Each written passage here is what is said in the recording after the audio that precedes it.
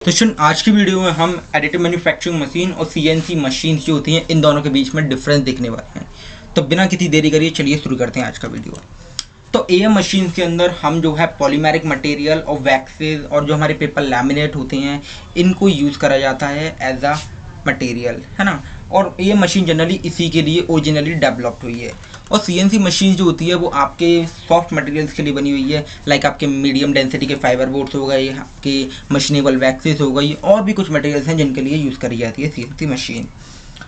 उसके बाद ये मशीन के अंदर हमारा एडिटिव प्रोसेस के थ्रू मैन्युफैक्चरिंग होती है। मतलब जो आपका प्रोडक्ट मैन्युफैक्चर होगा वो मटेरियल के एडिशन होकर होगा। मतलब आपका कोई प्रोडक्ट बनाना तो वो मटेरियल का लेयर बाय लेयर एडिशन होकर होगा। मतलब यहाँ पर मटेरियल का एडिशन करा जाता है। और सीएनसी मशीन जो होती है वो आपका एक सब्ट्रैक्टिव प्रोसेस है। मतलब आपको जो भी पार्ट बनाना है, प्रोडक्ट बनाना है, तो वो आपके पेरेंट मटेरियल से अनवांटेड मटेरियल को रिमूव करेगी, है ना। उसके थ्रू उसके बाद आपका प्रोडक्ट जो है मैन्युफैक्चर होगा। मतलब यहाँ पर मटेरियल का रिमूविंग होती है, तो इसलिए हम इसको सब्ट्रैक्टिव प्रोसेस कहते हैं।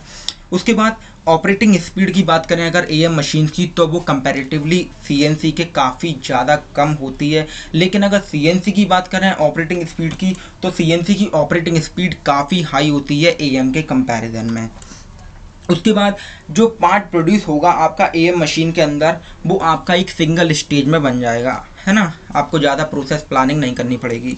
लेकिन सीएनसी मशीन के केस में आपका जो पार्ट मैन्युफैक्चर होगा, जो प्रोडक्ट मैन्युफैक्चर होगा, वो मल्टी स्टेज के थ्रू होगा, क्योंकि यहाँ पर आपको अलग अलग प्रोसेस डिसाइड करना पड़ेगा। लाइक कब आपको ग्राइंडिंग करनी है, कब आपको ड्रिलिंग करनी है, कब ग्रूविंग करनी है, कब आपको चैम्परिंग करनी है। तो ये एक मल्टी स्टेज प्रोसेस होता है। उसके बाद जो आपका पार्ट बनेगा ना एएम मशीन के थ्रू, तो उसको बनाने में कुछ टाइम लग सकता है, लाइक आपके फ्यू हार, मतलब कुछ घंटे में बन जाएगा जो भी आप पार्ट बनाना चाहते हो। लेकिन सीएनसी से अगर आप वही पार्ट बनाना चाहते हो उतने ही कॉम्प्लेक्सिटी का, तो यहाँ पर आपको कुछ डेज और कुछ वीक्स भी लग सकते हैं, ठीक है, क्योंकि यहाँ पर मल्टी स्टेज प्रोसेस होता है। उसके बाद जो आपका पार्ट बनेगा वो कितना भी कॉम्प्लेक्स हो, आपका कितना भी कॉम्प्लेक्स प्रोडक्ट हो, वो ईजिली बना सकती है आपकी एएम मशीन। लेकिन सीएनसी पार्ट जो मशीन्स होती हैं वो आपके जो कॉम्प्लेक्स पार्ट होता है उसको नहीं बना सकती ईजिली। इनको थोड़ी डिफ़िकल्टी होती है, प्रोसेस प्लानिंग करनी पड़ती है और भी कुछ काम करने पड़ते हैं इनको। तो यहाँ पर जो कॉम्प्लेक्स पार्ट होता है वो ईजिली बुल्ड नहीं होता, तो ये डिफ़िकल्ट होता है कॉम्प्लेक्स पार्ट बुल्ड करने के लिए सीएनसी मशीन को, है ना। उसके बाद बात करते हैं अगर जो एक्यूरेसी की, तो एएम मशीन के थ्रू जो भी आपका पार्ट बनाया जाता है, प्रोडक्ट बनाया जाता है, उसकी एक अच्छी एक्यूरेसी होती है। और सीएनसी के केस में देखें तो इनकी इतनी अच्छी एक्यूरेसी नहीं होती है कंपैरेटिवली एएम।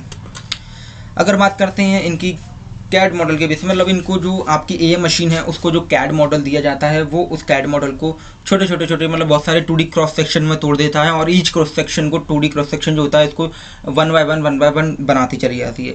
लेकिन सीएनसी मशीन में ऐसा नहीं होता। सीएनसी मशीन जो भी आपकी कैड फाइल लेती है उसके जो आप पार्ट बनाना है तो वो उस पार्ट को डायरेक्ट पेरेंट मटेरियल से आपका अनवांटेड मटेरियल को रिमूव करती जाएगी डायरेक्टली 3D में, और जो सरफेस बनाएगी वो डायरेक्टली वो 3D सरफेस बनाएगी, वो कोई भी 2D क्रॉस सेक्शन जनरेट नहीं करेगी।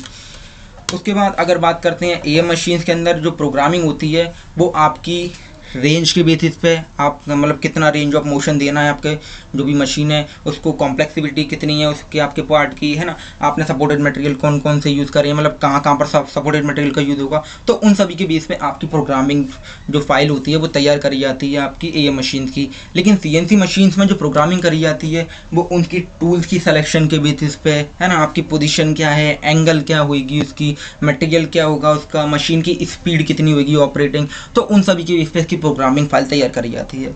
अगर आपकी एएम मशीन के अंदर अगर आपकी इनकरेक्ट प्रोग्रामिंग हो जाए तो यहाँ पे ज़्यादा इतना नुकसान नहीं होगा। यहाँ पे केवल आपके पार्ट जो बनने आए हैं उसको नुकसान होगा, उसमें थोड़ी ख़राबी आ सकती है, हो सकता है आपको दोबारा बनाना पड़े।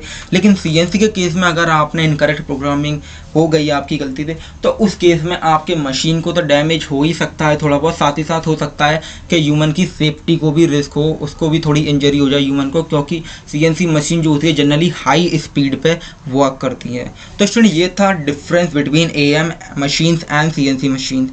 तो वीडियो अच्छा लगे तो प्लीज़ लाइक कीजिएगा स्टूडेंट, और चैनल सब्सक्राइब कीजिएगा। तब तक के लिए गुड बाय, मिलते हैं अगले वीडियो में।